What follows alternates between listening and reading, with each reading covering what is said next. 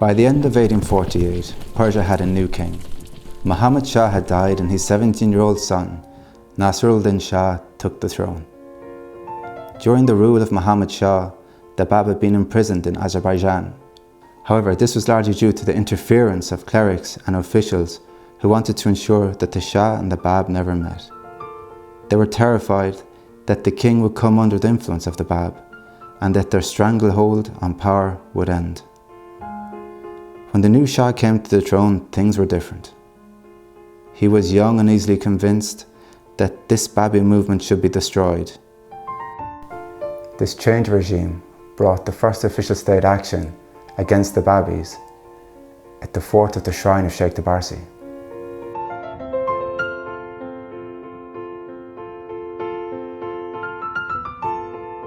By September of 1848, when the old king died, Mullah Hussein had taken refuge with around 300 Bábís in the Shrine of Shaykh Tabarsí.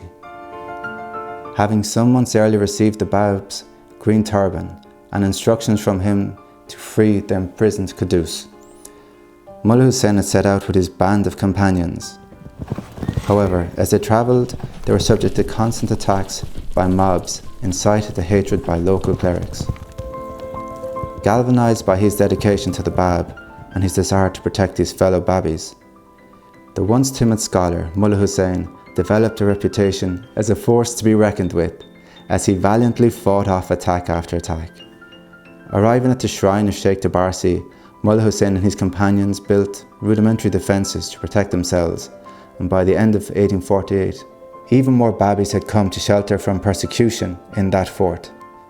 Soon after they arrived, Baha'u'llah visited and assured them that Quddus would be freed should they demand his release. They did as Baha'u'llah suggested, and Quddus was indeed released and came to join them at Shaykh Tabarsí. For several months, thousands of troops unsuccessfully attacked the untrained, unequipped, God-intoxicated people.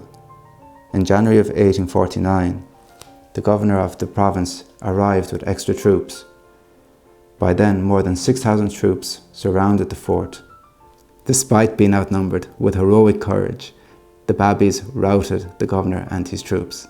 On hearing of this humiliation, the Prime Minister wrote to the governor, berating him of his failure to destroy the Bábís.